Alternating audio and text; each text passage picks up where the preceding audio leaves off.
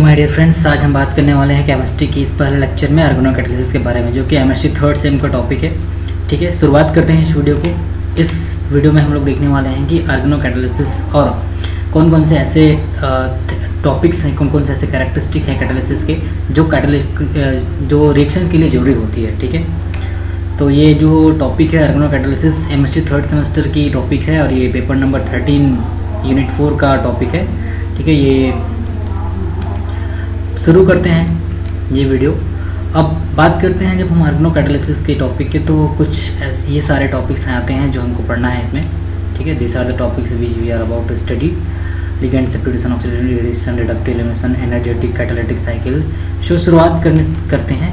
ठीक है, तो इस लेक्चर में हम देखेंगे कि what are the principal energetic catalytic cycle, catalytic efficiency, lifetime and selectivity. ठीक है, तो सबसे पहले जब हम कैटालिसिस की बात करते हैं, ठीक है, whenever we start to talk about the catalysis, तो ये देखेंगे कि what is catalyst and why we use catalyst, कि हम कैटालिस्ट यूज़ क्यों करते हैं और क्या कैटालिसिस काम करता है। ठीक है, तो a catalyst is a substance that increases the rate of reaction but it's not itself consume. Catalysis के बारे में एक बहुत अच्छी बात यह है, इसके बारे में जानना जरूरी है कि कैटालिसिस जो है, सबसे पहली बात, ये रिएक्शन में इन्वॉल्व नहीं होता। ओनली ये क्या करता है, रिएक्शन के रेट को इंक्रीज़ करता है। ठीक है, रिएक्शन के रेट को इंक्रीज़ करता है और ये खुद रिएक्शन में कंज्यूम नहीं होता। It does not consume in its reaction and it's regenerated. मतलब रिएक्शन की शुरुआत में ये लगेगा, रिएक्शन में हम कैटलिस्ट डालेंगे, लेकिन आफ्टर द रिएक्शन क्या होगा, कैटलिस्ट फिर से वापस बन जाएगा। ठीक है, catalyst are widely used in nature, in industry and in the laboratory, and it is estimated that they contribute to the 1/6 of the value of the manufactured goods in industrialized countries। मतलब catalyst की बहुत ज़्यादा ज़रूरत होती है इंडस्ट्रियों में, laboratory में। मतलब कुछ भी रिएक्शन लगाना है तो उसको कैटलिस्ट की ज़रूरत पड़ती है क्योंकि कई ऐसे सारे रिएक्शंस होते हैं जो बिना कैटलिस्ट के अच्छे से रिएक्शन नहीं कर पाते हैं, अच्छे से प्रोडक्ट नहीं दे पाते हैं। तो बहुत सारे, जैसे हमको पता है अमोनिया बनाने की जो हैबर प्रोसेस है, ठीक है, जिसमें N2 प्लस H2 जो अमोनिया बनता है NH3, ठीक है, इसमें भी आयरन, प्लेटिनम, ये सारी चीज़ें कैटलिस्ट यूज़ करते हैं। तो कैटलिस्ट की ज़रूरत इसलिए पड़ती है क्योंकि हमको रिएक्शन में कंप्लीट प्रोडक्ट नहीं मिल पाता है, रिएक्शन के रेट को इंक्रीज करना होता है। अब कैटलाइज्ड, अब देखो, जो रिएक्शन कैटलिस्ट की थ्रू होता है उसको क्या बोलते हैं, कैटलाइज्ड रिएक्शन। ठीक है, a catalysed reaction is faster than an uncatalysed reaction version of the same reaction. मतलब कोई एक ऐसा रिएक्शन है, मतलब दो reaction, if you are taking 2 reaction, पहले में आप कैटलिस्ट डाल रहे हो, दूसरे में नहीं डाल रहे हो, तो जो कैटलाइज्ड रिएक्शन होगा वो फास्टर होगा। अब क्यों फास्टर होगा, क्यों? क्योंकि जब हम कैटलिस्ट डालते हैं, ठीक है, when we put the catalyst in our reaction chamber, reaction vessel, तो कैटलिस्ट क्या करता है, catalyst provides a different reaction pathway with a lower activation energy. हमको पता है कि किसी भी मॉलिक्यूल को रिएक्ट होने के लिए एक मिनिमम एक्टिवेशन एनर्जी की जरूरत पड़ती है। ठीक है, जैसे मान लीजिए A+B कोई केमिकल स्पीसीज़ है, ठीक है, A+B, और हमको C+D बनाना है, C+D वाला प्रोडक्ट है, ये बनना है, तो A+B C+D में बनने के लिए एक मिनिमम एक्टिवेशन एनर्जी एक्वायर करेगा। ठीक है, अगर वो एक्टिवेशन एनर्जी ज़्यादा है तो ये it can not form C+D, मतलब it can not go into forward reaction and it can not convert into product. So we needed the chemical catalyst, we needed the chemical substance which are used to increase the activation, decrease the activation energy and increase the rate of reaction, that is called catalyst। ठीक है, तो catalyst ऐसी substance होती है जो reaction के rate को बढ़ा देता है। ठीक है, और विथ लोअर एक्टिवेशन एनर्जी, जिससे आगे हम ग्राफ के माध्यम से देखेंगे। अब दूसरी टर्म्स आती है, the term negative catalyst is sometimes applied to the substance that rated reaction. अभी देखो, दैट रिटार्ड रिएक्शन, कभी कभी हमको केमिकल रिएक्शंस की रेट को इंक्रीज ही नहीं करना होता है, कभी कभी हमको डिक्रीज भी करना होता है। मतलब each and every time we don't need to increase the rate of reaction, sometimes we reduce the rate of reaction। तो हम ऐसे कैटलिस्ट को क्या बोलते हैं, ऐसे कैटलिस्ट को बोलते हैं catalytic poison. Substance that block one और more elementary step in a catalytic reaction are called catalyst poison. मतलब हमको हर बार पॉजिटिव कैटलिस्ट की जरूरत नहीं पड़ेगी। ठीक है, जैसे हम कभी कभी ज़्यादा एक्साइटमेंट हो जाते हैं, ठीक है, तो हमको नीचे आना पड़ता है, ग्राउंड स्टेट में आना होता है। वैसे ही अगर कोई रिएक्शन का रेट ज़्यादा बढ़ा दिया जाए कम ही कंसंट्रेशन में किसी रिएक्शन में कैटलिस्ट डालें और उसका रिएक्शन ज़्यादा हो गया तो हमको कुछ ऐसे भी कैटलिस्ट डालना पड़ जाएगा जो उस रिएक्शन की इंक्रीजिंग रेट को क्या करे, कम करे। तो उसको बोलते हैं कैटलिस्ट पॉइजन। या फिर ये हम अपने से डाल सकते हैं या फिर रिएक्शन चैम्बर में कभी कभी कुछ ऐसे रिएक्शन भी हो जाते हैं जिसकी वजह से कैटलिस्ट पॉइजन बन जाता है और रिएक्शन रेट कम हो जाता है। ठीक है, तो ये हुआ तुम्हारे कैटलिस्ट के बारे में। अब हम देखेंगे कि कैटलिस्ट हम क्यों यूज़ करेंगे, what are the reason to introduce catalyst in our reaction chamber, why. ठीक है, सो फॉर सिंपलिसिटी फॉर देखते हैं, a thermodynamically favourable reaction may be slow at modest temperature and therefore not much value of synthesis. कभी कभी ऐसे भी reactions होते हैं जो टेम्परेचर में स्लो होता है। ठीक है, मतलब टेम्परेचर देते हैं फिर भी रिएक्शन स्लो हो रहा है, स्लो एट मॉडेस्ट टेम्परेचर मतलब रिएक्शन क्या हो रहा है, प्रोसीड हो रहा है, टेम्परेचर अगर स्लो है तो वो क्या बोलते हैं, रिएक्शन अच्छे से नहीं हो पा रहा है। ठीक है, उसकी सिंथेसिस वैल्यू उसकी अच्छे प्रोडक्ट नहीं भी दे पा रहा है। तो हम क्या करेंगे, उस रेट के रिएक्शन को बढ़ाएंगे। If you wanted to increase the rate of reaction तो हम क्या करेंगे, टेम्परेचर बढ़ाएंगे। सीधी सी बात है, जैसे अगर कोई मान ले जाए आपको कुछ चीज़ डिजोल्व करना है बीकर में, अब वो डिजोल्व नहीं हो रहा, तो डिजोल्व नहीं हो रहा तो क्या करोगे, टेम्परेचर इंक्रीज करोगे। तो टेम्परेचर इंक्रीज करोगे धीरे धीरे क्या होगा, जैसे फॉर एग्जांपल बीकर में आपको सैंपल लिए हो और ये नॉर्मल कोल्ड वाटर में डिजोल्व नहीं हो रहा है, तो आप क्या करोगे, इसको हीट करोगे तो ये temperature, if you are giving temperature मतलब क्या दे रहे हो, हाई एनर्जी दे रहे हो। हाई एनर्जी मतलब आपको क्या लगेगा, एक एक्सपेंसिव हो, स्मॉल स्केल में कर रहे हो तो कोई दिक्कत नहीं है, लेकिन अगर कोई लार्ज स्केल में हो रहा है तो आपको टेम्परेचर देना पड़ रहा है, बार बार इंक्रीज करना पड़ रहा है, तो एक एक्सपेंसिव है। दूसरी बात, अगर हायर द टेम्परेचर में also induces competing side reaction. अब टेम्परेचर देने से हो सकता है कि आप जो रिएक्शन करना चाह रहे हैं उससे कोई साइड रिएक्शन हो जाए। मतलब आप सपोज आप बना रहे हो A+B, तो ये temperature C+D, main major product आप C+D है, लेकिन कोई XYZ और बना दिया। ठीक है, तो ये साइड रिएक्शन हो कि कुछ दूसरा प्रोडक्ट बना देगा, जैसे होता है ना गर्म ज़्यादा हीट किया तो कुछ दूसरा बन जाएगा। तो ये तुम्हारा क्या है, ये तुम्हारे क्या हो जाएंगे, साइड रिएक्शन हो जाएंगे। ठीक है, तो टेम्परेचर की जरूरत हमको इंक्रीज रेट रिएक्शन इंक्रीज करने के लिए होता है, लेकिन हर बार हम टेम्परेचर इंक्रीज नहीं कर सकते। हर बार टेम्परेचर इंक्रीज करेंगे तो क्या होगा, साइड रिएक्शन कन्वर्ट हो जाएगा। तो उसके लिए हम करते हैं क्या, कैटलिस्ट यूज़ करते हैं। ठीक है, तो कैटलिस्ट इसलिए यूज करते हैं क्योंकि अब कैटलिस्ट का समझ आ रहा है कि कैटलिस्ट क्या करता है, अब देखते हैं आगे। तो कैटलिस्ट का काम क्या है, जैसे मान लीजिए ये आपका ग्राफ का रिएक्शन है। ठीक है, इधर का है कि गिब्स एनर्जी। तो देखो ये जो ग्रीन वाला लाइन है, ठीक है, जैसे यहाँ पे देखिए, मान लीजिए एक रिएक्शन है जो प्रोसीड हो रहा है, इतना एक्टिवेशन एनर्जी है, ट्रांजिशन एनर्जी है, ट्रांजिशन स्टेट है। ठीक है, इसमें हम कैटलिस्ट नहीं डालें, ये अनकैटलिस्ट रिएक्शन है। अनकैटलाइज मतलब यहाँ पे कैटलिस्ट नहीं डाला है, लेकिन उसी सेम रिएक्शन देखो अगर आप कैटलाइज डाल दिए, ठीक है, तो कैटलाइज डालोगे क्या होता है, ये रिएक्शन कम एक्टिवेशन एनर्जी में प्रोडक्ट फॉर्म कर रहा है। मतलब आपको टेम्परेचर देने की जरूरत नहीं पड़ेगी, you are not needed to give temperature. अब बिना टेम्परेचर के यानी कि कम टेम्परेचर में प्रोडक्ट फॉर्म कर पा रहे हो। तो सेम वही है, ये गिब्स एनर्जी के वर्सेस और रिएक्शन के कोऑर्डिनेट के बीच ग्राफ बना है। तो आपका अनकैटलाइज्ड रिएक्शन में एक्टिवेशन एनर्जी ज़्यादा लग रहा है। ठीक है, डेल्टा जी ये एक्टिवेशन एनर्जी है, अभी गिब्स एनर्जी। अब दूसरा बात यहाँ देखते हैं, A catalyst increases the rate of process by introducing new pathway with lower Gibbs energy of activation। अब देखो जो मैं बात कर रहा था, टेम्परेचर देने से भी आप रिएक्शन रेट को बढ़ा सकते हो, लेकिन हर बार टेम्परेचर ना देने से आप क्या कर सकते हो, कैटलिस्ट डाल दीजिए। A catalyst increases the rate of process by introducing new pathway with lower Gibbs energy of activation। A catalyst does not affect the Gibbs energy of the overall reaction because G is state function। हाँ, एक बात और यहाँ जान लेते हैं कि delta G जो है गिब्स एनर्जी जो है स्टेट फंक्शन है।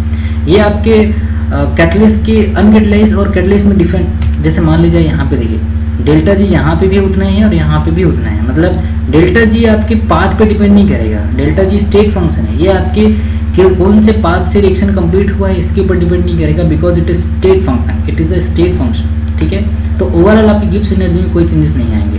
The overall Gibbs energy is same in both energy profile reaction that are thermodynamically unfavourable can not be made favourable by catalyst. हाँ, दूसरी बात, कोई भी रिएक्शन प्रोसीड होगा या नहीं, ये आप अगर मान लीजिए वो थर्मोडायनेमिकली अनफेवरेबल है, उसके लिए थर्मोडायनेमिकली फेवर नहीं है वो डेल्टा जी उसके लिए, तो क्या होगा, आप किसी भी कैटलाइज डाल के रिएक्शन की शुरुआत नहीं कर सकते। सबसे पहली बात कैटलिस्ट की बात बता रहा हूँ आपको, कैटालिस्ट जो है रिएक्शन को शुरुआत नहीं कर सकता। कैटालिस्ट रिएक्शन की क्या कर सकता है, रिएक्शन रेट को बढ़ा सकता है, but it can not start the reaction. अगर कोई A+B जो है रिएक्शन ही नहीं कर पा रहे हैं, उनकी गिब्स एनर्जी वो थर्मोडायनेमिकली अगर फेवरेबल नहीं है, तो ये स्टार्ट नहीं हो सकता। हाँ, एक बार स्टार्ट होने के बाद वो कैटलिस्ट डाल के हम रेट को इंक्रीज कर सकते हैं, बट यहाँ पे आपको दिख रहा होगा कि thermodynamically unfavorable cannot be made favorable by a catalyst। ठीक है, the Gibbs energy profile of a catalyst reaction contains no high peak and no deep crest trough। Similarly, the product must be released in thermodynamically favorable state if as shown by the blue line। देखो आपको एक line दिख रहा होगा blue ये वाली, ठीक है, ये प्रोडक्ट की लाइन है, ठीक है। It would turn out to be the product of the reaction and the catalytic cycle terminate। जैसे ही आपका प्रोडक्ट फॉर्म होगा, यहाँ पे आपको प्रोडक्ट बन जाएगा ये भी, जैसे ही once you are getting product, your जो साइकिल है वो क्या हो जाता है, टर्मिनेट हो जाता है। और इम्प्योरिटीज में suppress catalysed by coordinating strongly catalytic active sites and is a catalyst poison. कभी कभी कैटालिसिस की क्या एक्टिविटी को सप्रेस करना होता है, तो हमें कुछ ऐसे भी कोऑर्डिनेटिंग डालना पड़ता है, जो या तो कंपाउंड बोल सकते हैं तो सॉल्वेंट, वो कैटालिटिक की एक्टिविटी क्या करता है, कम करता है। ठीक है, तो इतना समझ आया कि आपको कैटलिस्ट मतलब क्या, ये जो अनकैटलाइज्ड रिएक्शन है, ठीक है, एक है तुम्हारा अनकैटलाइज्ड पाथवे, यहाँ से हम कैटलाइज नहीं डालें तो हमको ज़्यादा एक्टिव एनर्जी देने की जरूरत पड़ रही है, लेकिन अगर कैटलाइज डाल दिए तो ये जो पिंक वाली लाइन है बी वाली, ये क्या है, एक बार मैं आपको सारा चीज़ क्लियर कर देता हूँ। ये बी वाली जो लाइन है कैटलिस्ट डालने के बाद का है, ठीक है, कम एनर्जी से यहाँ पे दिख रहा होगा, कैटलिस्ट डाले तो जल्दी से प्रोडक्ट फॉर्म हो जाता है। ठीक है, अब देखते हैं हम कैटालिटिक साइकिल। अब कैटालिटिक साइकिल क्या होता है? A catalytic cycle is a sequence of reaction that consumes the reactants and form product। मतलब एक साइकिल चल रहा है, जैसे ये साइकिल है, मान लीजिए एक साइकिल की बात कर रहे हैं, तो ये क्या होगा, जैसे यहाँ पे कैटालिसिस है, ये कैटालिसिस क्या होगा, रिएक्शन में कंज्यूम होगा, वापस से पूरे साइकिल के होते हुए तक ये क्या हो जाएगा, फिर से बन जाएगा। देखते हैं कैसे बनेगा। वैसे तो अभी थ्योरी में समझ नहीं आ रहा होगा कैसे बनेगा, तो आपको पता चलेगा कि with the catalytic species being regenerated after the cycle, it consists of a series of stoichiometric reaction that forms a closed loop। closed loop का मतलब क्या होता है, ऐसा ये लूप है, मतलब शुरुआत में बनेगा, वापस से फिर रिएक्शन करेगा, फिर उस रिएक्शन के दौरान वो वापस से बन जाएगा। ठीक है, a simple example of a catalytic cycle involving a homogeneous catalyst is the isomerization of prop 2 in 1 all। इसको एलाइल अल्कोहल बोलते हैं, ये एलाइल अल्कोहल है। एलाइल अल्कोहल से क्या बनेगा, प्रोप 1 in 1 ऑल। ठीक है, ये CH2OH से हमको ये बनाना है। ठीक है, विद द कैटलिस्ट, हमारा कैटलिस्ट है ये ट्राइकार्बोनिल कोबाल्ट हाइड्रोजन, ये कैटलिस्ट है। इसको यूज करते हुए हम क्या करेंगे, एक कैटालिटिक साइकिल लेंगे। सबसे पहले स्टेप, फर्स्ट स्टेप ये है कि the first step is the coordination of the reactant to the catalyst. सबसे पहले रिएक्शन, कोई भी कैटलिस्ट क्या करता है, उस रिएक्टेंट के साथ कोऑर्डिनेट करता है जिस रिएक्टेंट को हम रिएक्शन में पार्टिसिपेट कराने वाले हैं। ठीक है, तो the first step is the coordination of the reactant to the catalyst. ठीक है, and the second step that complex isomerises in the coordination sphere of the catalyst and goes on to release the product and the reform the catalyst. अभी जैसे जैसे क्या होता जाएगा, उसमें जुड़ते जाएगा, वो कैटलिस्ट को वापस से प्रोडक्ट के दौरान बनाएगा आखिरी में। Once release the prop 1 in all, tautomerises to propanol। ठीक है, propanal, sorry, CH3 CH2 CH3 क्या है, प्रोपेनल, मतलब ये क्या है, प्रोपेनॉल्डिहाइड है, CH3 CH2 CHO। अभी देखते हैं ये, जैसे देखो ये हमारा क्या था, सॉरी, ये क्या है, कैटलिस्ट है। ठीक है, ये क्या है, रिएक्टेंट है, जो मैं बताया, ये कौन सा, ये CH2CH2OH, ये तुम्हारा है एलाइल अल्कोहल है। ठीक है, ये एलाइल अल्कोहल है। एलाइल मतलब डबल बॉन्ड के नेक्स्ट कार्बन पे अगर OH ग्रुप जुड़ा है। ठीक है, तो डबल बॉन्ड, ये आपको दिख रहा होगा, एलाइल ग्रुप बोलते हैं इसको, ये डबल बॉन्ड है, डबल बॉन्ड के नेक्स्ट कार्बन पे OH ग्रुप होता है, तो that is called allyl group. ठीक है, अब क्या होगा, ये एलाइल ग्रुप में ये जो कैटलिस्ट है वो क्या होगा, ज्वाइन होगा। ठीक है, देखो कैसे कोऑर्डिनेट हुआ है, ये ईटा 2, ठीक है, ईटा 2 से ज्वाइन हुआ है, दो डबल बॉन्ड जो है कोबाल्ट के साथ। ठीक है, अभी ज्वाइन होगा, अब क्या होगा, इसमें आइसोमराइजेशन होगा। देखो यहाँ पे आपका डबल बॉन्ड है, ठीक है। ये हाइड्रोजन कहाँ आया, अभी इसको बोलते हैं ऑर्गेनो कैटालिसिस रिएक्शन में ये होता है तुम्हारा बीटा हाइड्राइड एलिमिनेशन, ठीक है। तो अभी ये हाइड्रोजन जो है, ठीक है, हाइड्रोजन क्या होगा, माइग्रेट कर जाएगा इधर, ठीक है। ये हाइड्रोजन माइग्रेट कर गए तो इस OH की साइड में क्या आ गया, ये तो पहले से यहाँ H है ही, ठीक है। अभी ये डबल बॉन्ड ये तो कोबाल्ट का जो वो है, मतलब कोबाल्ट किसके साथ जुड़ गया, ये तुम्हारे डबल बॉन्ड के साथ शिफ्ट हो गया, ठीक है। डबल बॉन्ड में एक हाइड्रोजन लग गया।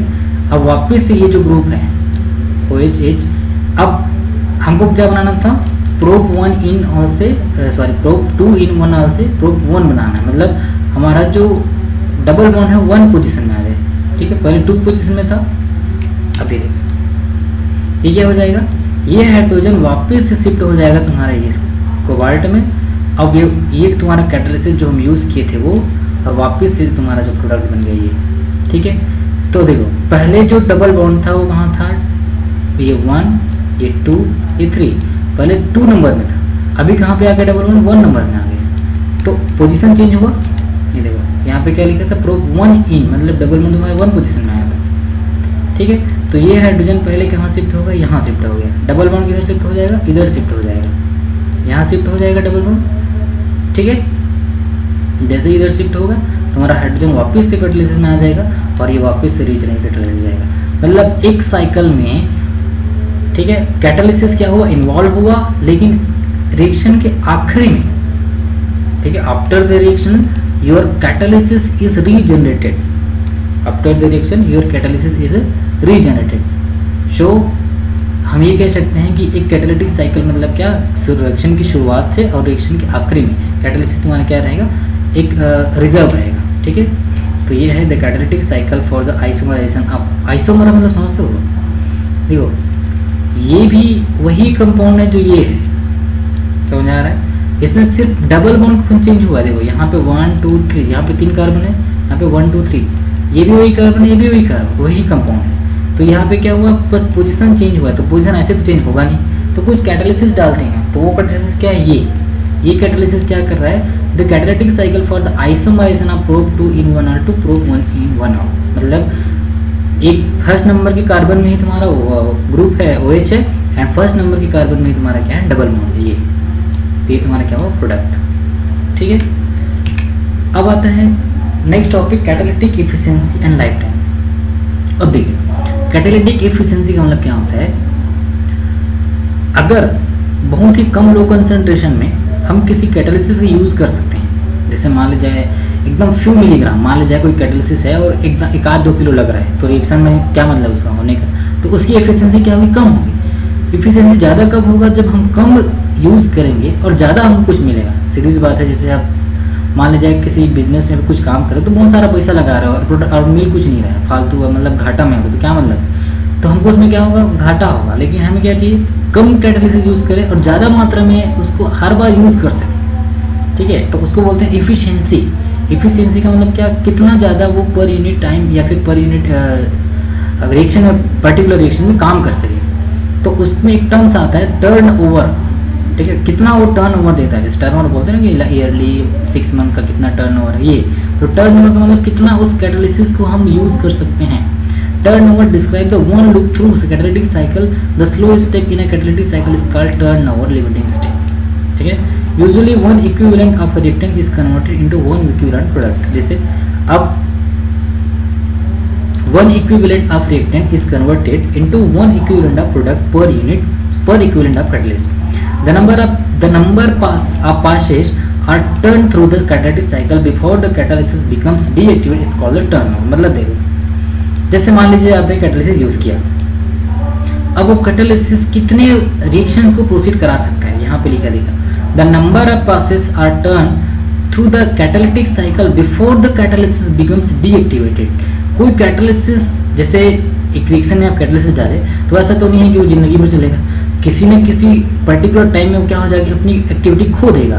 तो उस एक्टिविटी को खोने से पहले, मतलब वो डीएक्टिवेट होने से पहले कितना बार वो काम कर चुका है, कितना रिएक्शन को प्रोसीड कर चुका है, that is called turn over number, ठीक है। मतलब आपकी एक्टिविटी, जैसे आप कुछ काम को कर रहे हो, आप 1 घंटे में कितने बार किसी काम को कर सकते हो। तो 1 घंटे के दौरान क्या होगा, जैसे आपको किसी काम दिया गया है और वो काम को आपको दिन भर करना है, लेकिन आप 1-2 घंटे के बाद थक गए, फिर आपकी एनर्जी खत्म, यानी कि अब आप काम नहीं कर पा रहे, तो उस एक जितने समय में आपने काम किया वो आपकी क्या कहलाएगी, टर्नओवर नंबर कहलाएगी। ठीक है। It is also defined as a number of moles of reactant converted by 1 mole of catalyst और number of moles product found per mole of catalyst. मतलब आप 1 मोल कैटलिस्ट से कितना मोल प्रोडक्ट बना पाया हो, वो उसकी क्या कहलाती है, टर्नओवर नंबर। मतलब टर्नओवर नंबर को डिफाइन कर सकते हैं moles of reactant divided by moles of catalyst, कितना आप रिएक्टेंट की यूज़ किया, कितना आप मोल यूज़ किए, multiplied by percentage yield of the product, मतलब कितना परसेंट आपको प्रोडक्ट मिला है। तो ये सारे कैलकुलेट करोगे तो उसके टर्नओवर नंबर निकल जाएगा। ठीक है। तो अगर आपको ये सारी चीज़ें वैल्यू ज्ञात है तो आप ये टर्नओवर निकाल सकते हो कि कितना वो टर्नओवर किया है।